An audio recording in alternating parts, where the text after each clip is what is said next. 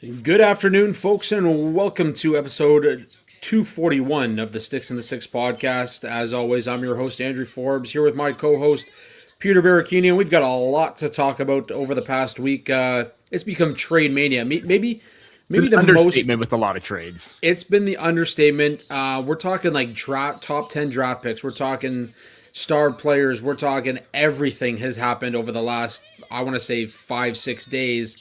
And you can tell with the hair a little disheveled because just so much has gone on in the last little while here. But before we get into all of the trades, as we head into the draft, I was going to say deadline because I'm so used to trades happening. I know. I think we've seen more action this deadline or this off season so far than we've seen in the last 3 trade deadlines combined. But anyways, with that in mind, how you doing this week, Peter? Doing great, man. Yeah, this has been a wild week. I'm not gonna lie. I didn't anticipate. I mean, probably anticipated it to be a wild off season, not leading up into the NHL draft. I mean, this has just been absolutely insane. Like the whirlwind 72 hours basically ever since Sunday. And now there's still more rumors, more chatter going on. And yeah, I kind of agree too how every single trade deadline, it's very quiet. Nothing happens. No disrespect to like the TSN panel because they do a great job with that, but maybe you just canceled the trade center and just wait until trade deadline day, or not trade deadline day. What am I saying? The NHL off-season. draft, the offseason. You wait until free off-season. agency, the NHL draft, because that's when all the moves seem to be happening right now, right? Not so much in March because it's just like what 1, 2. I mean, you're gonna have moves, but everything happens towards the end of the deadline, like at 3:00 or 2:50, right? So why not just get rid of it? Make it a 3-1 special. Trade center, draft, free agency. Yeah, no, it's definitely things are cooking, and as always, we've got boots on the ground with friend of the show Mark Shag at the NHL Draft in Buffalo, with a lot some info. Already dropping info. You just talked about prior to us jumping on the show here. The Leafs are not done, which obviously gets us going because we know that when it comes to the Leafs, we need to know everything. So, but I gotta say, we're gonna run through all the trades real quick here, and then we're gonna kind of break down a couple, but. It's been insane what's happened over the last 4 to 5 days, right? And I think the last trade we actually talked about on this show was last week in the Joseph Wall trade. Mm-hmm. Since then we've seen a ton. So here's how the trades have broken down so far. Keep in mind, the NHL draft is just around the corner. It's this weekend, and top 10 picks were at play this past week and continue to be at play as we move into the this weekend's draft. So keep that in mind as we go through it. June 16th, we saw the Nashville Predators acquire forward Ross Colton and goalie Isaac Posh from the Colorado Avalanche for goalie Magnus Corona, a third-round pick in 2026 and a third-rounder in 2027.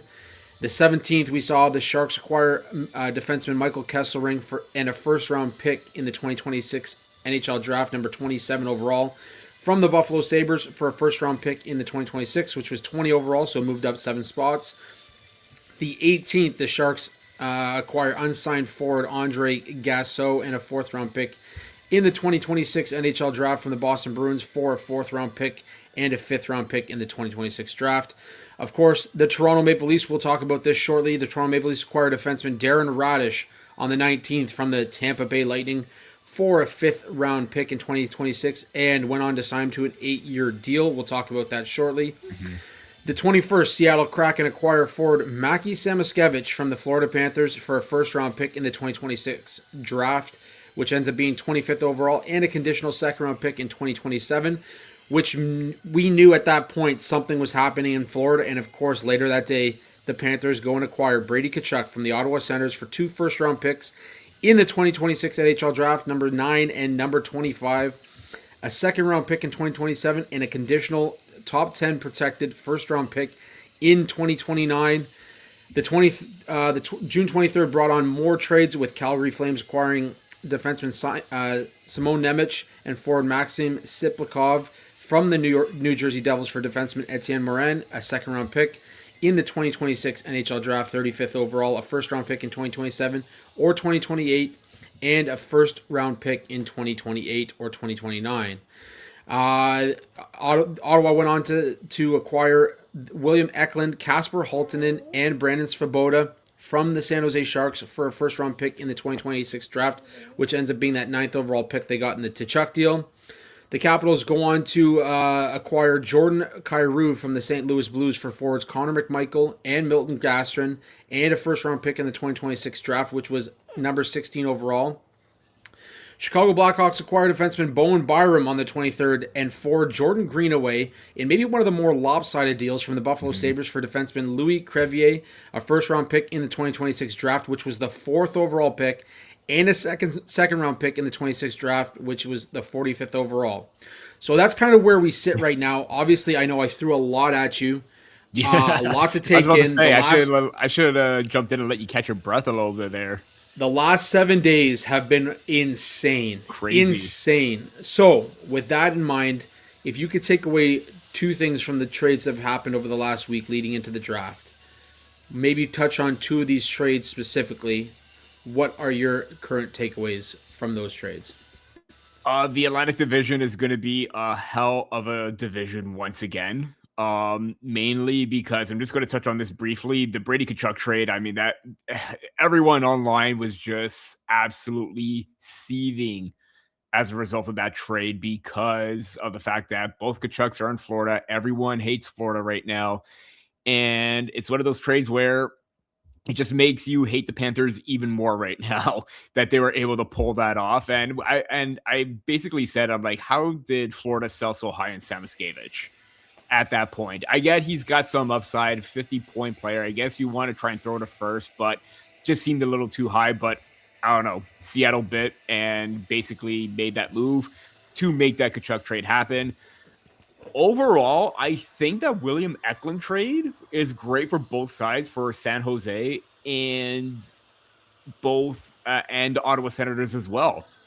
I mean, mainly because you get a dynamic playmaker and energetic forward in Eklund, but also you get that power forward element in Kasper Haltinen. And I think he's going to be the underrated piece in that trade. He's not going to be Brady Tkachuk or be that, massive pain in the rear that he was, but he will be a thorn in the side. He's physical. He's energetic. And he's got a bomb of a clapper. You've seen him quite a bit, too, with the London Knights, with the OHL playoff runs and everything. He's got a powerful shot. I've been a big Kasper Haltinen fan. I mean, I had him as early second, teetering on late first in his draft year. I thought he could have pushed in there, and he looks like he could have been a first-round pick.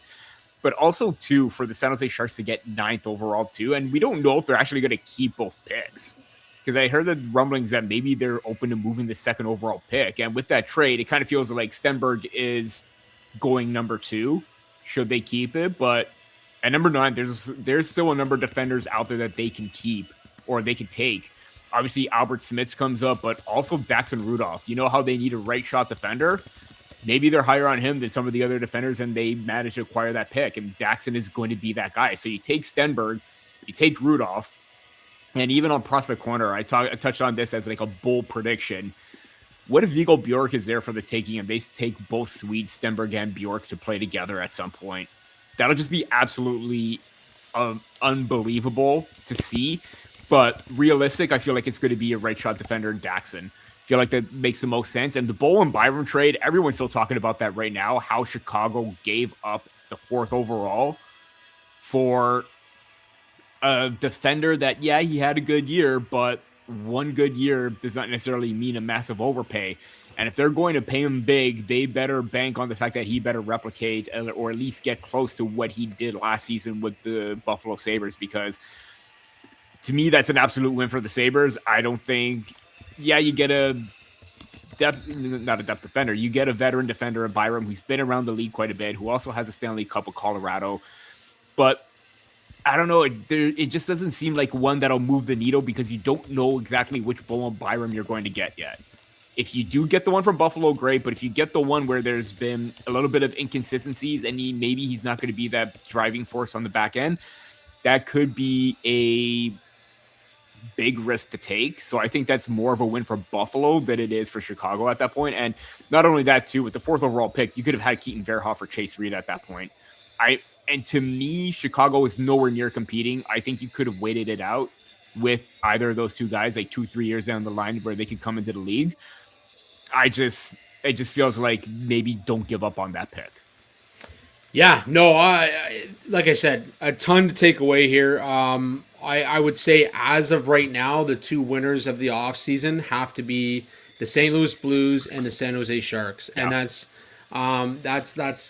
kind of where I'm sitting at this point. Obviously, things can change, but to start off, obviously the Tkachuk trade was not so much of a shock. There was a lot of conversation, the same way there has been with Matthews regarding how they felt after they came back from the Olympics and getting back into a Canadian market. And we've seen a bunch of U.S. stars jump ship and head south of the border, which goes back to the whole Jordan Staal post Stanley Cup conversation of when he said, a lot of people jump ship and don't stick it out. And, so we knew it was coming.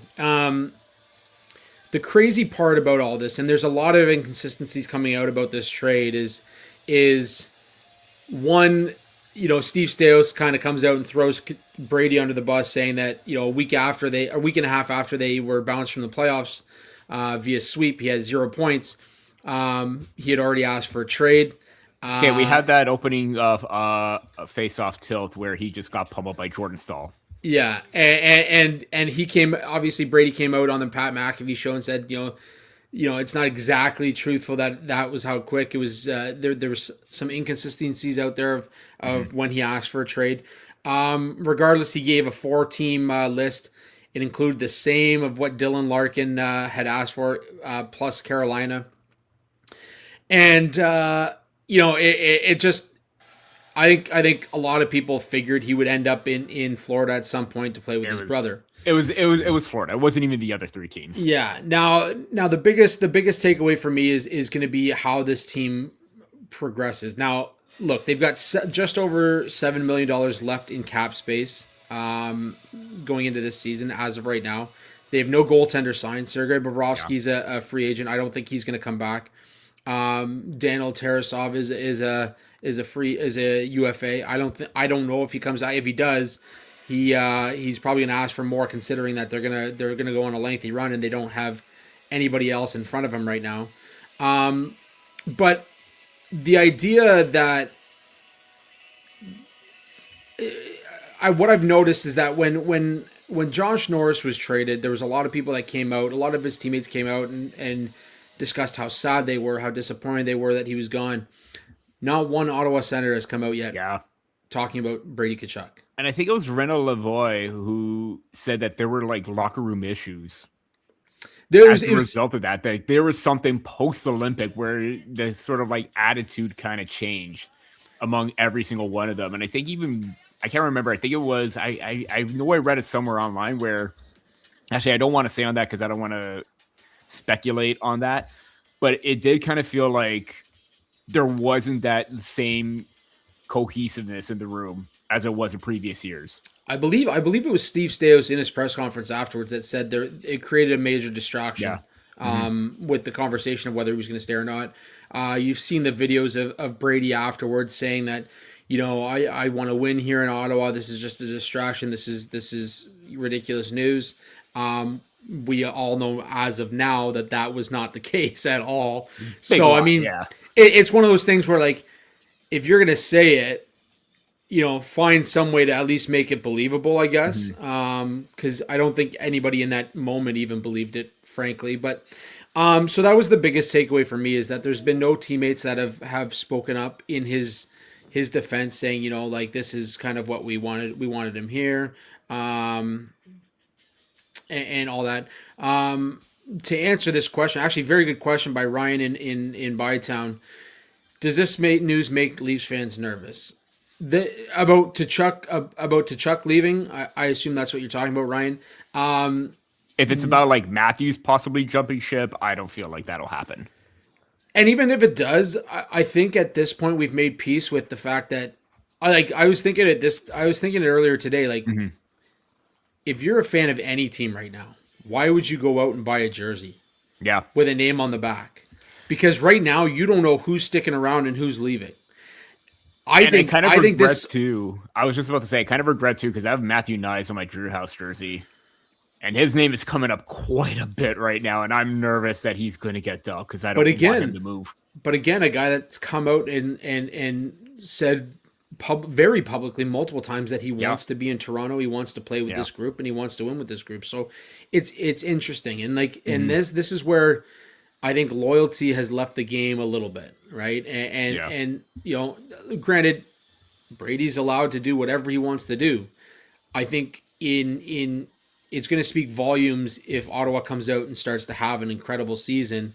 Um, and that's the way it starts to run, right? Like if it's going to speak volumes about his leadership, about the type of guy he was in the room. If Ottawa comes out and all of a sudden they have a hot start to the season, and that's so it makes me nervous in the sense that the Atlantic is going to be a very very dangerous division this year. Mhm. Um, that said, if you look at the top guys on the Florida Panthers, Barkov has had serious injury issues over the last couple of seasons. Marchand has had injury issues over the last couple of seasons. Both Tkachuks too. Both Tkachuks have had injury issues over the last bunch of seasons. I'm not comfortable in saying this, but I'm going to say it anyways. It would not shock me if the Florida Panthers didn't make the playoffs in 26-27. Ooh, It would not that's kind shock of bold. Yeah. They would have to go out right now and sign Hellebuck to a sub $7 million contract, which I don't see happening. Yeah. Or acquire him because they basically gave up all the assets, right? Outside of that, and I'm hearing the Florida Panthers aren't done yet. But outside of that, your other option is Jordan Binnington, who by his interview at the Four Nations can't stand the Tkachuk brothers. So why would he want to go to Florida? Outside of maybe an opportunity to win, and I don't see them making the playoffs. You've got Montreal, you've got Tampa Bay, and Buffalo now with the trade that they've made is another potential top 3 in that division. So you're talking about the 2 wildcard spots and hoping that the Metropolitan isn't as strong as they've been in the past. Mm-hmm. And you've got Toronto fighting for a spot there with McKenna. Let's not forget Boston, Detroit, if they could try to take a step. But if I think Detroit, Detroit's still where they are, to be honest. But I think you've got Boston, you've got Toronto. More questions than the answers, basically. Yeah, and so Florida's going to be in tough to try and make a playoff run this year. Mm-hmm. And I think that's interesting because Matthew said on their Wingman podcast that now Brady's going to be in a better space because he doesn't have to carry a team, which shade at his former teammates, but whatever. Mm-hmm. And I think there's going to be a bigger issue. There's going to be fighting for ice time. There's going to be power play time that they're fighting for. There's going to be brotherly disagreements in the room. I'm telling you, like, I have a brother. You don't get along 100% of the time. I was about to say, no sibling sees eye to eye on everything. Yeah, I agree. Even in sports. I agree. So, anyways, does it make me nervous? In some sense, not entirely. Couple more comments here on this trade. Ryan says he's shocked that the offseason is more like an NBA type of offseason. I love it. Yeah, Gary says Matthews always presents himself in a much more mature way.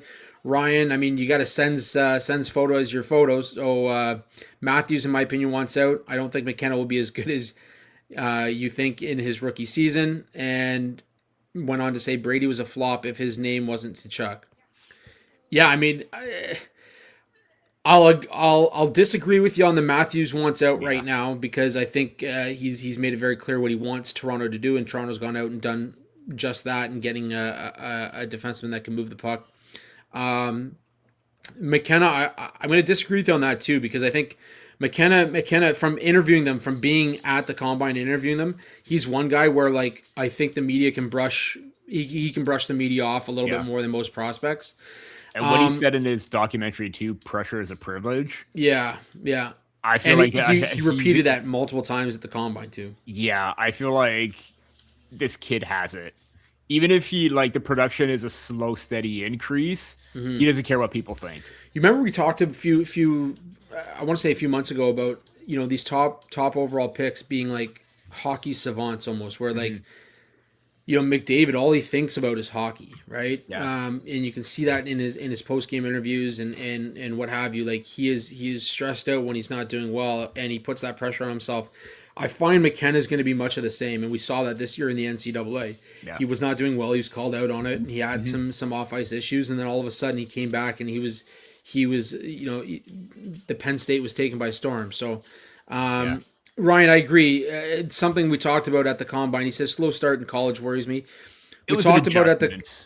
we talked about at the combine with Keaton Vierhoff, and he had been in touch with McKenna, and they both kind of came off to slow starts, and Vierhoff had a tough year. But one of the things they said is it's a major adjustment, right? You're playing against older men, guys that have been there, more structured than the CHL, and I think it's a major adjustment. So it'll be based on how he adjusts to the NHL. And I think getting a guy like McKenna there with Matthews, there with, Nylander, some of these young guys that have learned to adapt to that NHL, that game, I think it'll help.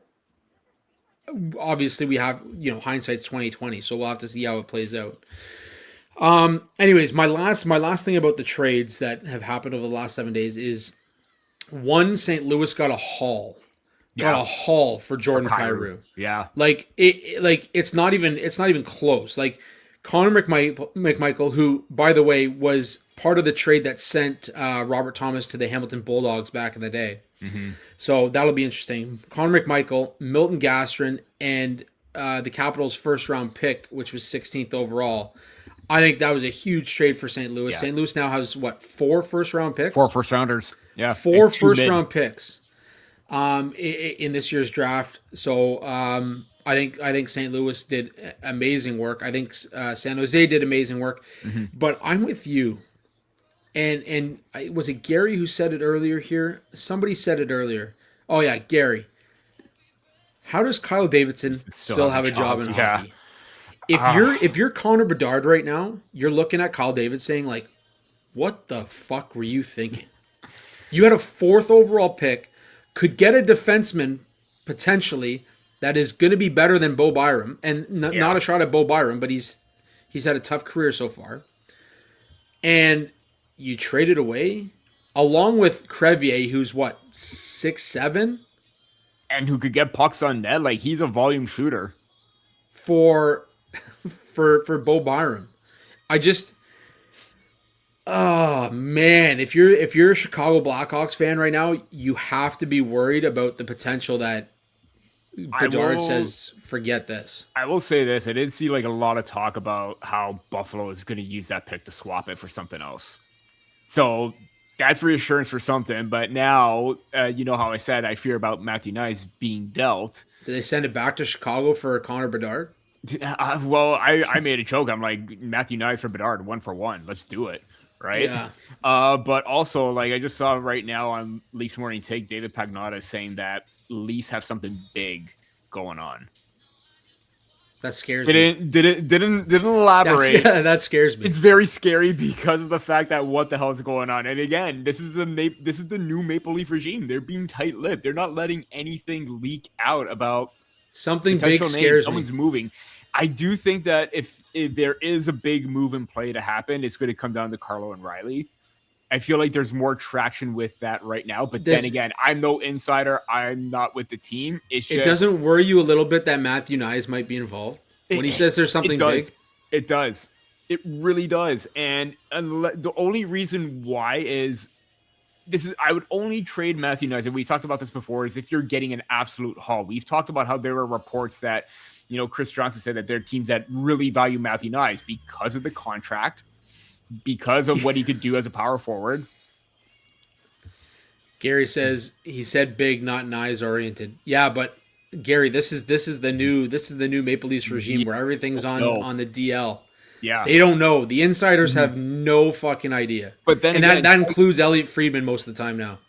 Chenka did say that he's not actively shopping him, but everyone is saying that everyone's still gauging the market, but they want an overpay, and that kind of makes sense because I'm not letting this guy go for a minimal package. If San Jose comes to you and says, "We'll give you the 2nd and the 9th for Matthew Knies," are you going for it? No, not going for it because the Maple Leafs need a established defender right now. You don't, as much as I would love to take Stenberg and or Reed or Verhoff at 2, Daxon Rudolph or another forward at 9, you're in win now mode. That's why they went out and got Darren Radish. That's why they went out and improved their mobility on the back end with the Emil Andre. Samuel Ersson up in the air still. If I'm trading Matthew Nyes, I'm not trading him for anything less than a top 2 defender. I'm not trading Matthew Nyes. I'm not trading Matthew Nyes. That is true. Yeah. That is the other point too. If only, and depends on the name of the top defender, I'm trading Matthew Nyes. Would I like to keep Matthew Nyes? Absolutely. This guy's, as you mentioned, this is the guy that said that he wants to be here, but the fact that there's no trade protection on him does make him a candidate, but I hope it doesn't happen. This guy in year 3, his second full season in the league was a 30-goal scorer. Yeah. And has seen a production increase over the last 3 seasons. He's only going into his 4th season. He's a strong power forward. He's 23 years old.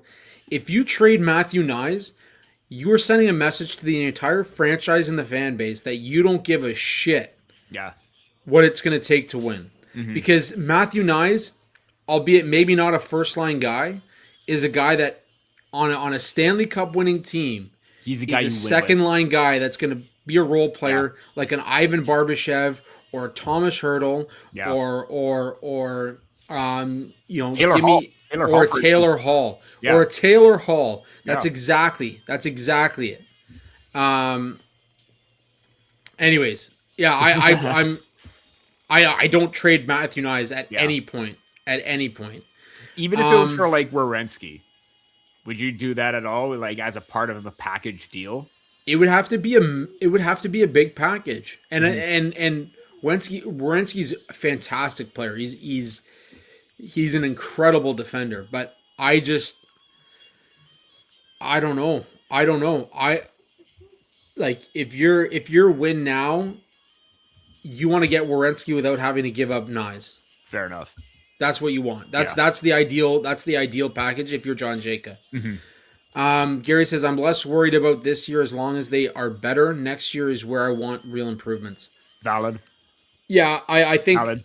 I think you want to see just want to get back to the playoffs. Yeah, I think you want playoffs this year. I think you're a failure if you don't make the playoffs. I think you need to make the playoffs. Yeah. Anyways, so the trades are still coming in. Trades are not done. It's the off season and it's going to be a crazy one. We mentioned it, like the way the NHL is now, it's all going to be off season moves, the biggest ones. I got Hunter over here on TikTok asking about thoughts on the Hawks trade. Hunter, we just kind of went over it. Not impressed at all with not with a good Hawks. Win for Chicago. Kyle Davidson shouldn't have a job. Connor Bedard's going to run from Chicago, and it's not pretty. It's not pretty in Chicago right now. Now, again, it could work out. Maybe Byram still finds that consistency, but 4th overall, man, it's tough. I wouldn't give that up.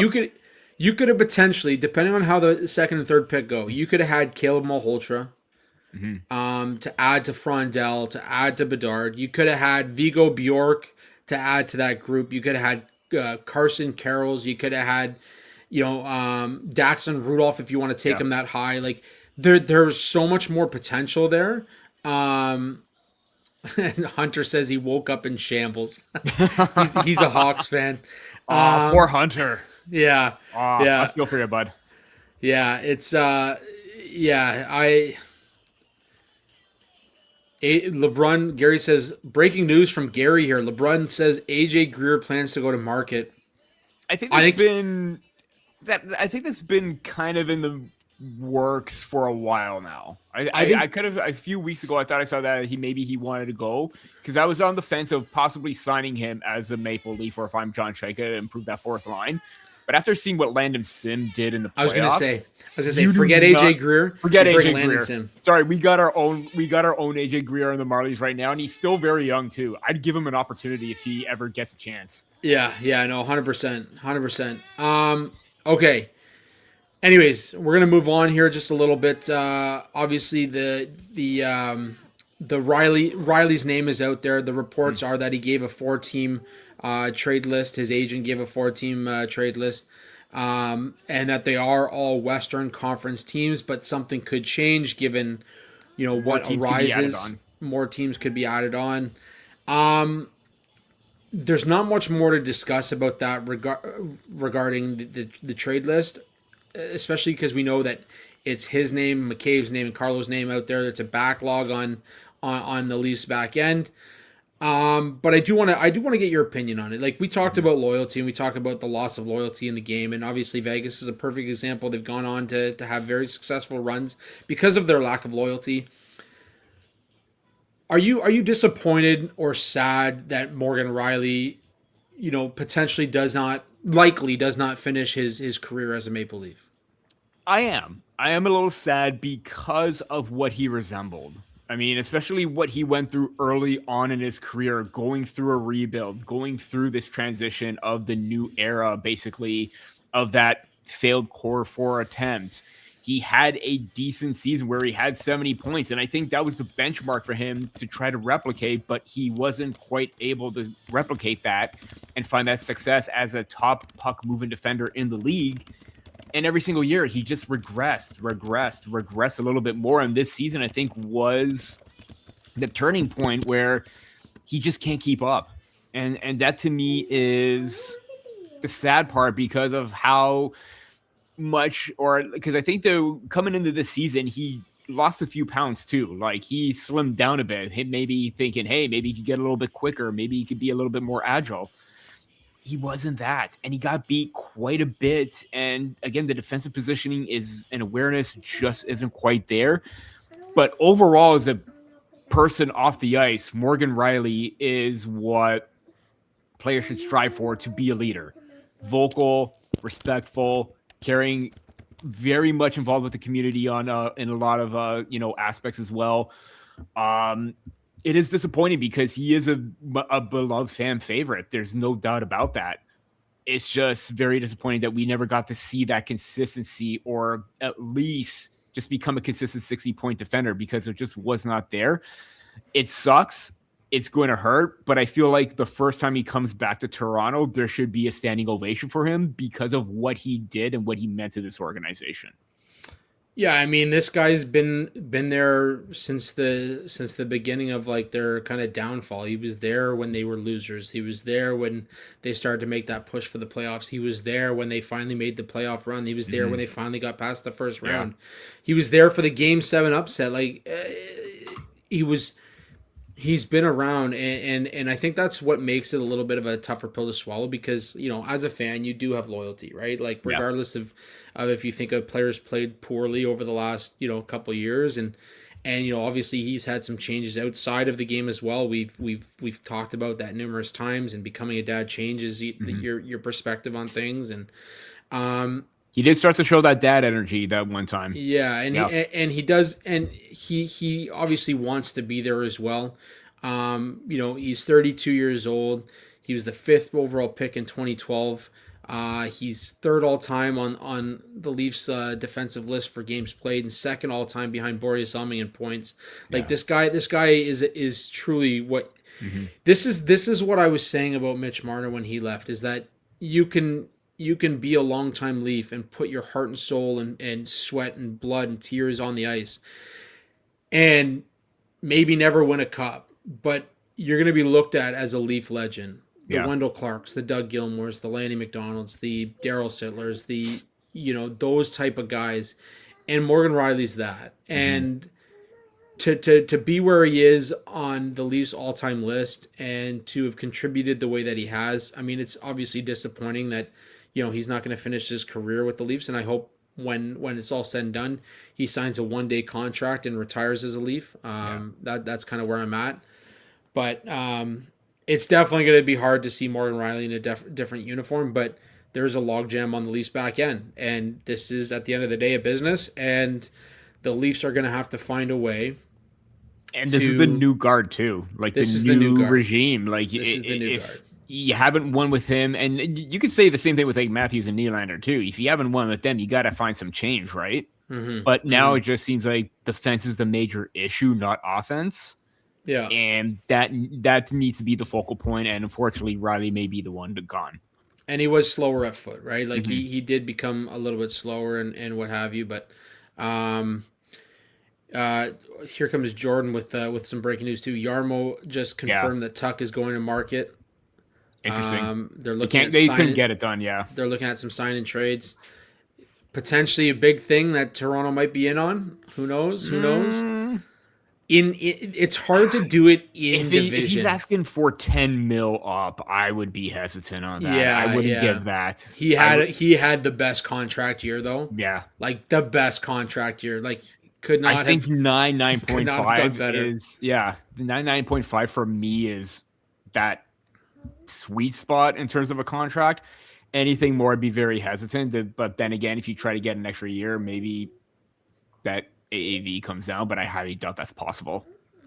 Yeah, no, absolutely. Absolutely.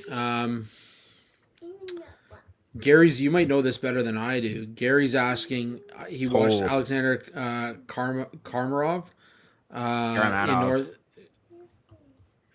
North Bay this year. It's the only OHL game he saw this year. Is he on any Karamanov, prospect yeah. list?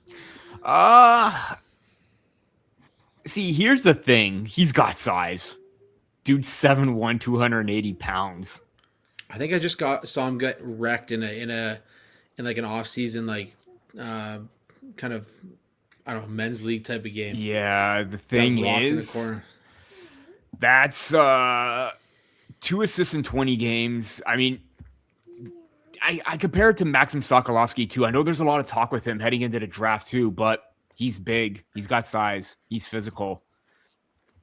Not much else other than that. Yeah. I would not. He could be a flyer in that 6th, 7th round. Great. But I just don't see a whole lot of upside with his game. I think there's a little bit more with Sokolowski because he had showed a bit of progression, but maybe the offense isn't going to come. Yeah. Anyways, yeah. So for Morgan Riley, obviously disappointed, but I do think that he's going to be part of a move before the season starts. I don't think he starts the year with the Maple Leafs. So we'll have to obviously we'll have more on that as it plays out, but we'll see where that goes. Before we get into the next point here, just a quick word from our sponsors over at DraftKings Sportsbook. The draft is right around the corner, and as such, where will your team pick and who will they pick? The DraftKings Sportsbook app is now available in all 50 states and includes all markets. Sweat every shift of the series all in one place with one app. I'm just gonna. Bet with DK Sportsbook. Gambling problem? Call 1-800-GAMBLER. 1-800-MY-RESET. New York, call 877-8-HOPE-NY or text HOPE-NY. Connecticut, call 888-789-7777 or visit ccpg.org. On behalf of Boot Hill Casino in Kansas, bet text pass-through may apply in Illinois. 21 and over. Void in Ontario. Event contract trading with DraftKings predictions involves risk of loss. Sportsbook bonus bets expire in 7 days. $50 in predictions dollars issued weekly for 3 weeks expire in 1 year. Redeem one non-withdrawable reward. Availability varies. Predictions offer void in New York. Ends June 28. Terms at dkng.co/audio. Anyways, we might as well stick with the Leafs blue line. There's a lot more going on with the Leafs in terms of their defensive coverage and the logjam that is on the back end at this point in time. Brandon Carlo's name is out there as well as Jake McCabe. We talked about how much McCabe means to that roster. Carlo obviously had a bad year this past year. His name kind of comes up in the conversation when it comes to poor asset management. But I'm going to tie in the Carlo conversation with the potential that, with the fact that the Leafs did go out and get a Darren Radish. Yeah. And Darren Radish was seen as one of the biggest free agents on the market this offseason. The Leafs obviously make a trade, 5th round pick for his rights, and then, 5th round pick in a sign and trade where Tampa Bay signed him to an 8-year deal, $68 million, a lot of signing bonus. There's a lot of conversation about how it's going to look for him in the final few years of that contract. But in saying that, we talk about how the Leafs are in a win now. Yeah. And that to me is why this contract is so important in the first 3 to 4 years of that contract rather than the back end of that contract. Because you'll see a buyout. You'll see, potentially moved as he has like a limited no movement clause in the final 2 years of that contract. So with that in mind, how much does that Darren Radish signing, a power play specialist, a guy with a boomer from the point, how much does that tie in, and how much does that change the Leafs' approach with Brandon Carlo? I mean, it's at the forefront. The Maple Leafs were slow on the breakouts. They were banking on shutting things down, breaking out, but it was ineffective. You need guys that can skate the puck every now and then and not just make a long stretch pass in the process. Darren Radish can skate the puck out. That, I think, is a big addition right there. Carlo is a little flat-footed at times. He can defend rushes, but sometimes gets beat quite a bit. Darren Radish is physical. He could step up. He could lay into guys. He could take away those opportunities and rush chances. The thing that bothers me still with the Darren Radish contract, 30 years old. I think that's the huge sticking point right there. And then he pops off with 70 points. And then you give him 8.5. I get the salary cap's going up. I get that you're not banking on him to be a 70-point guy.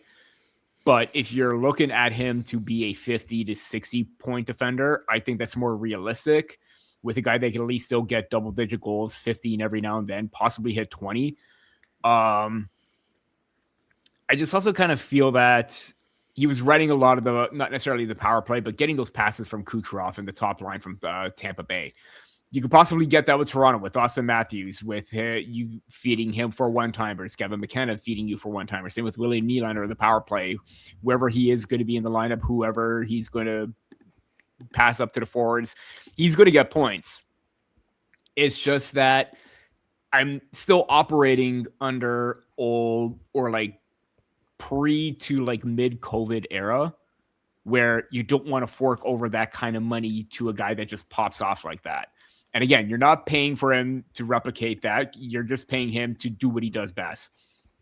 Get pucks on net, wire it, be a strong transitional force on your exits, entries. He had all those numbers. He was a great possession type player. That is the changing of the guard for the Maple Leafs right now, where they want to be more mobile, more impactful. I just think that maybe if you get 4 to 5 good years out of that deal, I think that's going to be a success. But because he's 30 years old, because he popped off late, this could backfire. And if one bad season happens, you could rest assured everyone's going to talk about that, where you're paying him 8.5 to, get pucks on net and he's not producing kind of thing. You're going to have that same talk over and over again, kind of like Morgan Riley, different players, like archetype or whatever. But with Radish, there is upside. I think that the first 3 to 4 years could benefit. If you get a 5th year of him being productive, fantastic. Where it tails off, we'll worry about that after. But I just worry about the production, and I hope it's going to be consistent, because if it's anything less than 50 points, I think this is going to be very, very bad. But we'll see what happens, because he has been productive. He did put up 50 points in the AHL one year. Back-to-back consistent 30-point seasons for the Lightning before he popped off. So maybe there is something, but I still hold my judgment sometimes. Yeah, no, I agree. I think it's important to note that it's going to be the first few years that are key in this contract. We've talked about, Leafs being in a win now and needing to get some production on their back end, and they haven't had that over the last number of years. Oliver Ekman-Larsson did his best last year, and of course he wanted to stay and he wants to be there. Darren Rash is a Toronto boy. Talked about how his dad's going to be excited that he's going to be playing. Yeah. He wanted to be here, wanted to sign that contract. Didn't mince his words when he talked about playing for the Maple Leafs and what it means to his family. So I think in that sense, I think it's important. I also think that it will be interesting to see how this contract progresses. Like, we're not naive to the fact that those back 4 years are probably going to be, we're going to see a decline. Yeah. He'll be 34 by the time he hits the middle of this contract. But in saying that, like, if you can get good production out of him the first 4 years, let's be honest, the Leafs haven't had a defenseman that can shoot the puck like that on the power play since Brian McCabe. Yeah.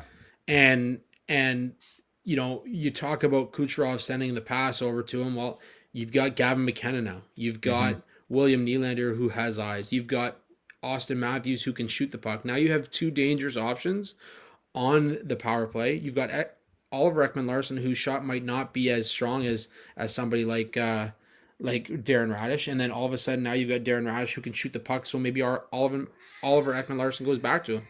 You might be talking about going back to 3 forwards, 2 defense on that power play unit, and now you've got the right pieces in the places that to get that job done. So I think that's going to be an interesting factor in this contract as well. Now, in saying that, it does change the Brandon Carlo ask. I think if you can get a couple picks for Brandon Carlo, again, it's going to be poor asset management overall by this team. But I think if you can move off of that contract and move off of Brandon Carlo, I think that's important to look at as well. Now that you have that backlog, and Emile Andre we talked about last week as well. To have those pieces, it's going to be important for them as they start to move other assets like a Morgan Riley, like a Brandon Carlo, to potentially gain more draft capital or better prospects within their pool. So it'll be interesting to see where Carlo goes, because they're asking for multiple picks, mid-round picks, basically, right? So here, this is just me spitballing here. What if you go to Chicago right now and get your 37th overall pick back that you probably gave? I think that's the one they gave up for Jake McCabe. And you get the 66th overall pick as well. I think that's right now it seems like Davidson's willing to send anything anywhere. And that's the thing too. That's where I'm going to be like, maybe I'm calling up Davidson right now. Maybe asking for that early third. Maybe I'm asking for my pick back. And I'm pretty sure you've seen Draft Day where Sonny Weaver wants his picks back, basically. Basically, it's the same situation right there. I want my pick back, even though it was a different GM at the time. But I don't know. I'm just curious, because looking at teams with multiple picks in the rounds, Calgary has multiple. They have 3 second-round picks. They have 2 thirds. I don't know if he's willing to go to Calgary, but I feel like if they got Byram, maybe you can swap and get a couple picks back, maybe even a mid-tier player as well for Carlo, whether it's a second or a third. I don't know, but just spitballing ideas here. Here's a curious one for you. How about if you go to St. Louis and you say, St. Louis, you've got 4 picks in the first round. You're going to build your draft capital. I'll at least take that late first. And what if you don't even take the first, but you ask them for 73, 75, and 77. 3 third-round picks. Or you get a late first and maybe one of those 70s. I'd rather take that late first. If they're willing to move it. Yeah. For a Brandon Carlo deal to add to the strength of that back end. They've already got. I was about to say, it's rumored that the Leafs wanted to get into that first round. Any way you can, right? Yeah. They do have 60 and 69, which we talked about moving up as well. But you got to think there's options on the table here for them, right? So it'll definitely be interesting to see how it plays out. But I think Brandon Carlo's an asset that you see moved in the next couple of days here. Spike, he says Will is gonna wear his hero Easton Cowan's number in Philly. Who we talking about here? Will. Don't know. Not sure, Spike. He's gonna get all the opportunity to put up points. Anyways, okay. We're gonna jump to the last thing we've got here, and obviously it's the NHL draft. It's coming this weekend. Wall. He says Wall. Wall. Okay. Okay.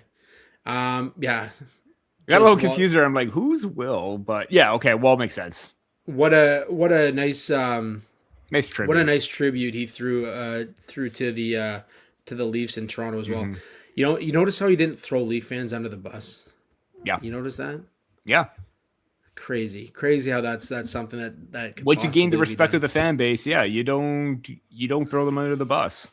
I don't think Marner's ever going to live that one down with me, but Probably. Anyways, the NHL draft obviously is just around the corner this weekend. Like we said, Mark Shegg is on the ground in Buffalo, getting all the stories that he can get, and he is good at pulling things out of whether it be GMs or he had a great relationship with Jarmo Kekalainen when he was in Columbus as well. So good to see that as well. So maybe he can get something out of Jarmo when it comes to that Alex Tuck deal. But we're here to talk about the Leafs, and we need some solid draft capital. We need some solid picks coming this way. The Leafs have the first overall pick, and CJ came out today and basically said it's Gavin McKenna. Mm-hmm. Now, McKenna's Instagram, I don't know if anybody watches those. He was at BMO Field yesterday. He was at BMO Field. He's in Toronto, getting ready for what I assume is going to be the Leafs draft watch party. I bet you they parade Gavin McKenna out as soon as he gets drafted and showcases him to the fans that are going to be in house for that. Yeah. So let's skip past that first pick, okay? Yeah. Because I think we all know that which direction it's going to go here. I feel like maybe Stenberg. No, I'm just joking. Yeah, exactly. That'll throw a wrench in everything. That would throw a huge wrench in everything. Yeah. From there, we jump over to the second round, and the Leafs have the 60th pick, which came from Buffalo, which came from Ottawa, which came from the LA Kings. But the Leafs now hold the 60th overall pick. From there, they have the 69th pick. So let's get into those two mid-round picks for the Toronto Maple Leafs. Yeah. You've been all over this. You do mock drafts. You do use that little tool where you can make your picks as well. So I want to get your feel on this 60th and 69th. What Gary says, do I need to start using Instant? Yes, Gary. Yeah. Yes. No, it came up on my X feed. So that's how I saw it. But 60th and 69th, two middle of the pack picks, a lot of capable talent down there, and you've got Mark Leach, who's at the helm for the Leafs in terms of their drafting this season. Where are you going with the 60th pick? I'm going defender. I feel like that's probably you take forward with McKenna, but then again, if you move further up into the draft and you get a early second or late first, that could change everything. It can change your draft plans, and you could get somebody else. But as of right now, I'm going defender with either or 60 or 69. I feel like they need a defender. Couple of options still stick out at me. If you want mobility, you get Axel Elofsson. I feel like he's a great puck mover and one of those underrated names later on in the draft. But it's two of the coming from the CHL that really, really caught my eye this year, especially in the playoffs. And both players really had standout second halves too. Brett Liskey from the Everett Silvertips just missed out on the Memorial Cup, WHL champ. And Alexander Bilecki from the Kitchener Rangers, who won the OHL championship and Memorial Cup. I feel like there's not going to be a whole lot of talk around Bilecki because of the fact that he was further down the Kitchener lineup. But as a third pairing, he was noticeable and impactful. And I feel like he's just scratching the surface of what he could be and move further up as a potential 3-4 defender, second pairing kind of guy, where he's got good mobility, great on the exits, great control, great awareness to jump up into the rush. I feel like he's got like really great offensive awareness.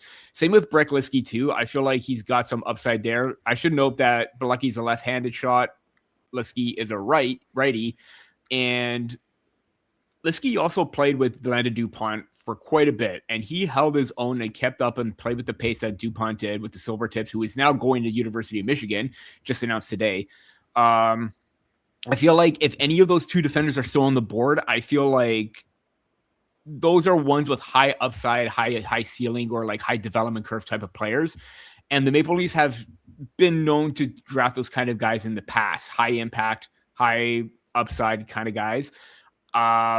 Watch out for those two, either whether it's the 60th or 69th pick. I feel like if they're both still on the board, hell, I would take both of them. Whether it's Liskey or Bilecki at 60 and then 69 right there.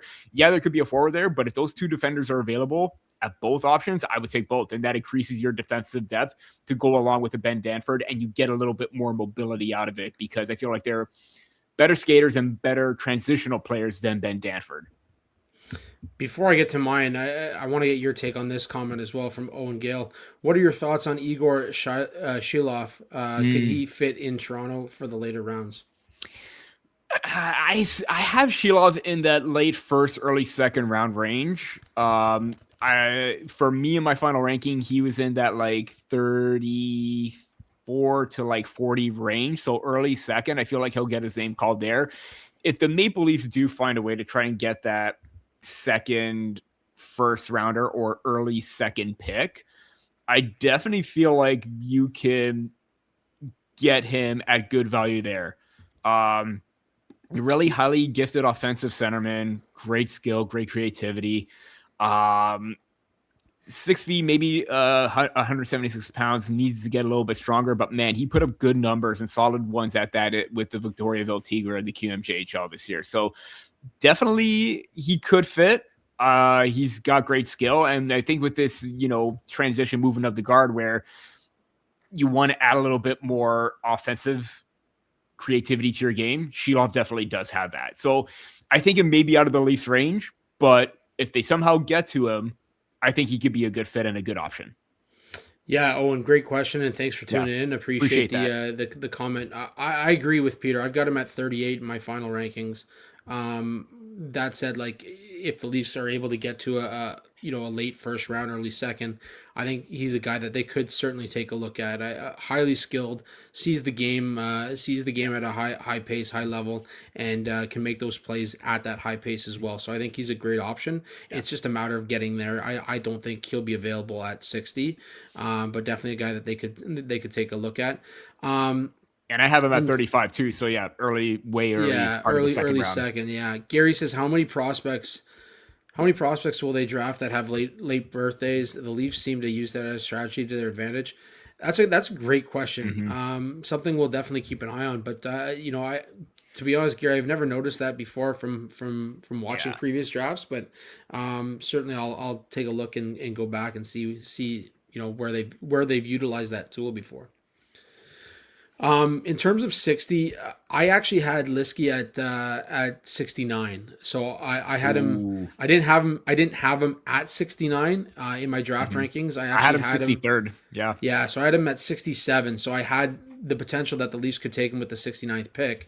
My 60th pick would actually. I was looking at Jonas Lagerberg Hohen, a right winger out of the Nacional. Yeah, mm-hmm. I just think like what he brings, it's very similar to Shilov, just maybe at a slightly less developed pace, but a guy that can certainly build into that position and be a strong winger for the Leafs in years to come. He's got that Swedish connection with, say, Matt Sundin. He's got that Swedish connection with William Nylander. Can really fit into that room. And, just a lot of high-end potential. I think his ceiling's way up here, and I don't even think he's coming close to hitting that. So I think for me at 60, if you can get your hands on him, I think it'd be a great option for the Leafs, and I'd be interested to see if they move on that. And then, of course, at 69, like I said, I've got Liskey. I wasn't incredibly high on him in my previous rankings, and I kept seeing him come up in your rankings. I'll be honest. Yeah. And so I took a closer look and I started watching a little bit more of his tape, and he started to grow on me. So in that sense, like I think the Leafs would be obviously, very lucky to get a guy like that at 69 if he falls to 69. In saying that, I do have Bilecki, as you mentioned, ranked at 74. One of the other guys that I would keep an eye on is Luke Scherer as well. I've got him at 65, just at the top end of that third round. So there's potential that he could fall to 69 as well. If he does, another great option out of the U.S. development program that Toronto could take a very close look at, albeit an American getting drafted by a Canadian team, and we don't know the future of that down the road. So.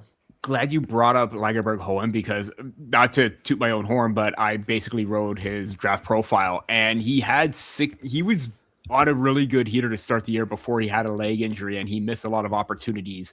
And I felt like if he was at that U18 tournament, I felt like his draft stock could have probably vaulted him a little bit higher up. And even looking back to, so he basically last season, he had a Cy Young year, basically 27 goals and only 3 assists. And do you know where he was where he was sandwiched between in terms of goals scored in the U20 last year? No, sorry, I don't. Two guys that are going in the first round: Ivar Stenberg, 26, Lagerberg Cohen, 27, and Vigo Bjork at 27. So he had the same goal scoring pace as both of those guys. And if he just added a few more assists to his point totals, he could have been higher up in terms of point production as well. But the fact that he was keeping pace goal scoring wise with the top two Swedes this year, I think that the upside is there for him. And if he is there for the Maple Leafs, if they're taking a forward, I would absolutely love that. Another interesting name by Owen Gale here. Might not be on our draft boards, but a kid by the name of Cameron Allard. Saw his name come up quite a bit. I know he's like a late. He's a Saskatchewan boy, I believe. Yeah. I want to say he's WHL. Is he WHL? WHL, yeah. Yeah, here he is. Brandon Defenseman. Kings. Right-handed defenseman. 6'3", 196 pounds. Big boy. Toronto's gone off the board defenders later on too, or late, players that aren't really on anyone's radar. And I know he's ranked 130th by Central Scouting, so there's that possibility he may not get drafted. But if he's there as a flyer and they like what they see, who knows? I mean, definitely a late round pick, but not one that was really on my radar to start. No, absolutely. But again, great question. Great names coming up here. Owen, fantastic insight to the prospect world here as well. From 69th, as of right now, the Leafs sit at 85th with Philly's pick. And then again, 114 with originally Seattle's pick. They got in a deal with Anaheim. They go on to 158 from Colorado, and then 169 from San Jose. So potentially, we don't need to go deep into this draft. But I would like to get your insight on 85, because I think that's an interesting pick as well. I think 85, we're still sitting third round. Late third round, albeit, but there's a lot of interesting names in that 80 to 87 range. So if you're John Chayka, you're on the board at 85. Who you got? I'm going to briefly mention. I did write a post on 5 forward options at 85, or 5 options with the 85th pick. Both forward, or a lot of forwards, one defender, 2. I mean, I know you're pretty high on this guy too, Evan Jardine from the Youngstown Phantoms.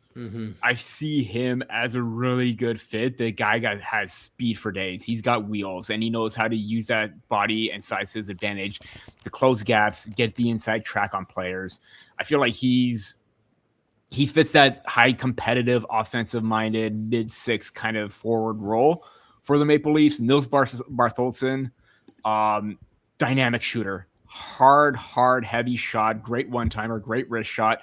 I'd probably put him up as one of the top shooters in this draft, probably top 10, I would say. Obviously, a lot more players that have a little bit better accuracy and everything like that. But, man, he's got great power, and he can pick corners very well. Vigo Sorensen, I really liked him at the U18. I think he was very underrated for Sweden on that Gold Cup or gold medal run. Timothy Runso, right shot defender, great transitional game. Relied heavily by the Victoria Royals, and I think he got more of an opportunity too with Keaton Verhoff gone, and the fact that he rose and elevated his game, something to look after or look at. And in terms of, he's headed to Miami too, of Ohio. Yeah, so he's going for like a little bit more of his development to work on in the NCAA, and I think that could work wonders for him. So those are just 4 guys for me right there that really stand out, especially at 85. Yeah, I'm glad you mentioned Runso. He's the guy I would see at 85 if he's available. I think as you mentioned with the Victoria Royals last season, he had 44 points in 68 games, right-handed shot. Just brings a lot of potential to that blue line, and he's a guy that you could get late in late in the draft or late in the third round. I shouldn't say late in the draft, late in the third round that offers up that strong offensive opportunities as well. He's also 6'3" and 196 pounds, so not a small guy by any means, but a guy that can also add some offensive prowess to his game as well as play that physical game as well. There's a little bit of development that needs to still happen there, but I think the Leafs could do that, especially with young guys in the organization like a Ben Danford, like somebody of that magnitude that can come over and kind of guide Runso to really look at the holes in his game and take him to the next level. So I think that's the guy I look at 85. But again, anything can happen at the draft. We are just watching games from the outside, looking in, seeing what we see as rankers, and from there we rank the players. We don't we don't see the intricacies maybe sometimes that they do, and you've got a guy like Mark Leach at the helm, so it's going to be interesting to see where they go with these picks, and even deeper into the draft. Those later rounds often don't make the show, but you never know. Owen with another one. I know my prospects, even players from the QMJHL, because I have a QMJHL team where I live, and I'm a season ticket holder, so I see lots of teams and draft eligible players, and I analyze. I love it, Owen. Love it, man. Hopefully you hit subscribe on this channel and you come back and talk some more prospects. The both of us love prospect talk as well. We both do rankings for the Hockey Writers, so make sure you check those out and come back to us, DM us, whatever you need to do, and we can talk some more about the Q, and we can talk some more about how it's affected by the NCAA. We can talk some more about prospects altogether as the draft rolls in this weekend. So, Owen, we appreciate you joining the show and all of your insight from the city of the Q. So, with that said, that's all I've got for this episode. I do have to shout out a friend of the show, Emma Malte, who unfortunately had to leave Toronto as a free agent and signed with the Montreal Victoire. So we hope for the best. We hope for the best with her.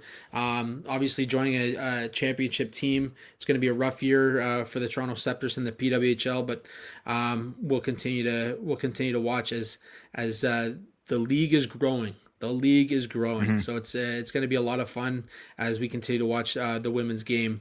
Obviously add more cities, add more stops, and add more players to their organizations.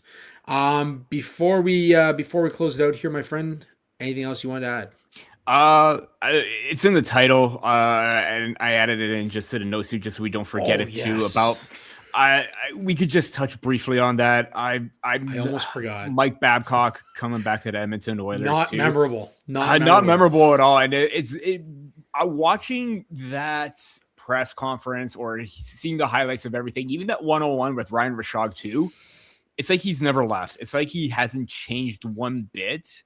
And yes, he said that, when you do something wrong, you got to take a step back. You got to evaluate. Yeah, I agree with that. But let's just hope that it doesn't happen again with you doing something stupid that could put your, not necessarily just create a little bit of a controversy and drama. But we've just had enough of that. This is the third time right now. I get that you got the vote of confidence from McDavid. I get you got the vote of confidence from Draisaitl. But if this doesn't work out, and Zach Hyman too, yeah. I mean, basically, if I'm pretty sure he was probably high on Mitch's work ethic list when you told him to make that years ago.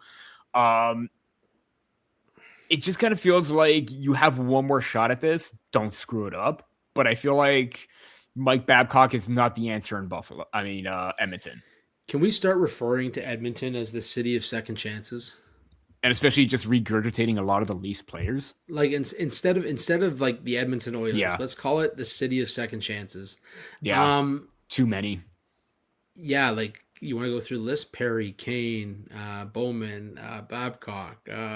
Anyways, regardless, it is important to bring awareness to it, because the press conference, when he was asked why he left Columbus, his response wasn't, I messed up. It was, my wife called me. She didn't like the vibe, and she said, let's get out of here. Yeah, you're basically deflecting everything that happened or that was said and done. It is very much in line with what narcissism looks like. Yeah. And you know, is he a winning coach? Absolutely. Absolutely. You can't take away from what he's done. It's not going to be the top guys that feel it from him. It never has been the top guys that feel it from him. It's always been players on that third and fourth line, those depth guys that feel it. So, and they already said that they're going to try and limit the ice time too to get more players involved too. But how is that going to work out when the Oilers have no depth? You have no defense. You don't have steady goaltending. How is that going to work out? Feel for you, Owen. I feel for you. Yeah, Owen says he's not ready for this season with Babcock behind the bench. It'll be interesting. I mean, they might get over that hump, and we'll wait and see. And if he wins, I mean, that's what the goal is at the end of the day. At the end of the day, it's a business, and people do get second chances, and this is his third, so we'll see where it goes from there. But it definitely an interesting choice to make when we talk about the carousel of the old boys club. But Gary says Stan Bowman is getting the coach he deserves. Maybe they will finally fire him. He's not good at his job. He's walked into Kane and Taves and McDavid. You're not wrong. Yeah. You're not wrong. Yeah. And he's basically ruining McDavid and Draisaitl. He was just a byproduct of keeping everything together with Chicago. Yeah. Yeah. No, absolutely. All right. Well, anyways, that's yeah. I'm glad you brought it up. I put in the title and I completely forgot about him because we were so invested in the actual hockey news that mattered. Not that memorable. Not that memorable. Anyways, Owen, Gary, Spike, all you guys who joined in the show today, we appreciate you tuning in as always.